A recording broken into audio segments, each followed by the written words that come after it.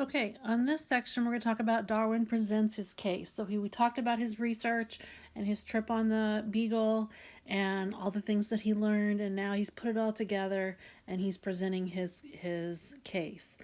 These notes are a little wordy, so I wouldn't expect you to write down every single word. So just pick out the highlights. Darwin actually wrote up a draft of his ideas about natural selection, and he put this work aside for 20 years.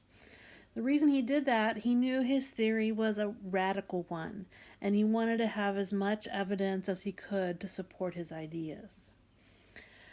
In 1858, Darwin saw some research from another naturalist named Wallace working in Malaysia, and he had very similar ideas about evolution as Darwin. So, not wanting to get scooped or have whoever publishes first gets the credit, so he decided to move forward with his work. So Darwin published his first book on evolution called On Origin of the Species. Darwin's idea of evolution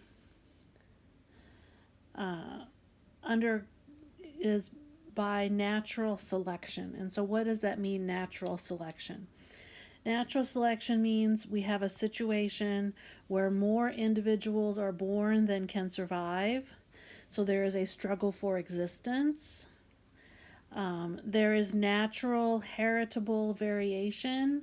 So the variation in how things are inherited. And there is a variable fitness among individuals, ability to survive. So we're going to talk about all of these. First one we're going to talk about is the struggle for existence. Darwin understood that if more individuals are produced than can survive, then members of a population are in competition with each other for food, living space, and necessities of life. He called this the struggle for existence. The second idea of natural selection is variation and adaptation. He knew that individuals have natural variations among their traits.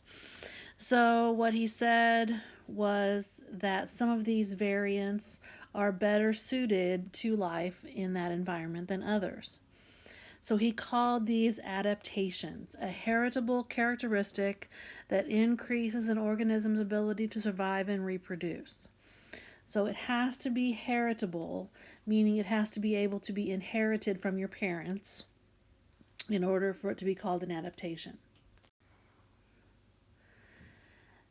Adaptations can involve body parts or structures, so a tiger's claws, colors like those that make camouflage or mimicry possible, or maybe a physiological function like the way a plant carries out photosynthesis.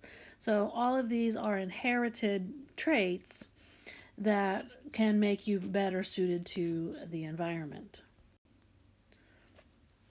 Mimicry is an example of an adaptation where an organism would copy or mimic something that's more dangerous.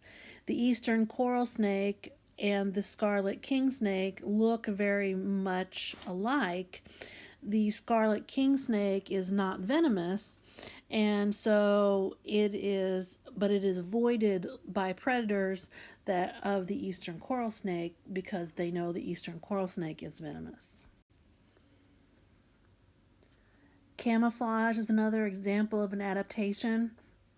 The coloring of this scorpion fish allows it to blend into its background and avoid more predation. So many adaptations also can involve behaviors. So a crane, birds, will display defensive behavior in an effort to scare off an approaching fox. This is an inherited trait that is not necessarily, it's not learned, it's inherited, it's an innate response. The third part of natural selection is the survival of the fittest. According to Darwin, these differences in our adaptations affect an individual's fitness. Fitness means how well you can survive and reproduce. So you have to be able to survive in your environment, but you also have to be able to reproduce and pass on those traits. So individuals with adaptations well suited to their environment can survive and reproduce a lot or have high fitness. And if you are not suited to your environment, either you die without reproducing or you leave few offspring, that we call that low fitness. The difference in survival and reproduction is called survival of the fittest. In evolutionary terms, survival means reproducing and passing your adaptations to the next generation. Darwin named his mechanism for evolution natural selection because its similarities to what we call artificial selection. Natural selection is a process where organisms and variations most suited to their environment survive and leave more offspring. In natural selection, the environment influences fitness, not a farmer or an animal breeder. The well-adapted individuals survive and reproduce. From one generation to the next, populations begin to change as they are better adapted or as their environment changes.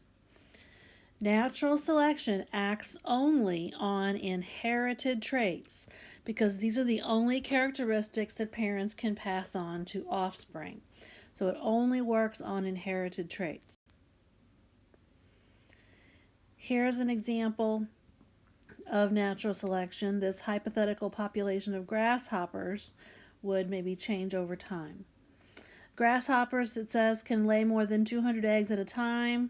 You can see the grasshopper here laying its eggs in the ground, but only a small fraction will survive to reproductive age. Variations that we call adaptations increases individuals' chance of surviving and reproducing. In this population of grasshoppers, the heritable variation produces yellow or green body color. The green body color is an adaptation. The green grasshoppers blend into the environment better and are less visible to predators. Because their color serves as a camouflage, this adaptation gives green grasshoppers higher fitness. They survive longer. They reproduce more often than yellow grasshoppers do. So in the next generation, green grasshoppers become more common than yellow grasshoppers because more green grasshoppers survive and pass on their traits, green, to their offspring. Because more grasshoppers are born than can survive, that variation gives green grasshoppers higher fitness in the environment. It's important to remember that natural selection does not make an organism better. It doesn't make it perfect. It just makes it better enough to enable an organism to pass its genes to the next generation. Natural selection does not move in a fixed direction. There is no one perfect way of doing something. It's simply a process that enables organisms to survive and reproduce. Here's an example of styles of pollination that have been evolved among flowering plants. Oak tree flowers are pollinated by the wind. So here are flowers from an oak tree, and the pollen is just carried by the wind. Apple tree flowers are pollinated by insects. So here we have insects, butterflies, and bees that are pollinated.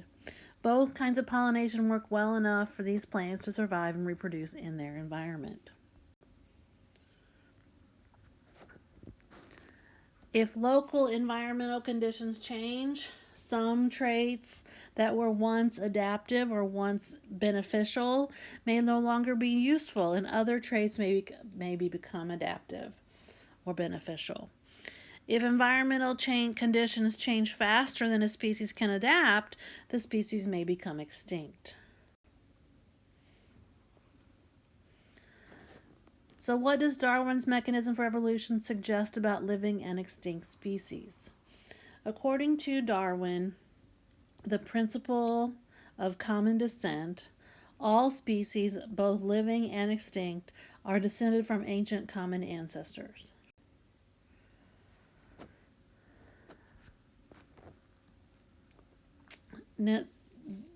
Natural selection depends on the ability of an organism to reproduce and leave descendants. Every organism alive today is descended from parents who survived and reproduced. Just as well adapted individuals in a species survive and reproduce, a well adapted species will survive over time. So he said that over many generations, over a long period of time, adaptation could cause successful species to evolve into new species. He proposed that living species are descended with modification from common ancestors. So he called this descent with modification.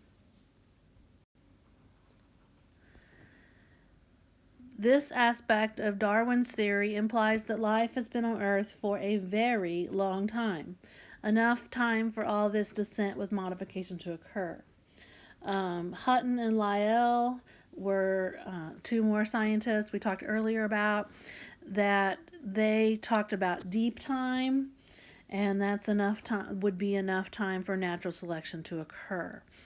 The evidence Darwin had of descent with modification over a long period of time is the fossil record. Darwin based his explanation for the diversity of life on the idea that species change over time, and the fossil record gave evidence of that. So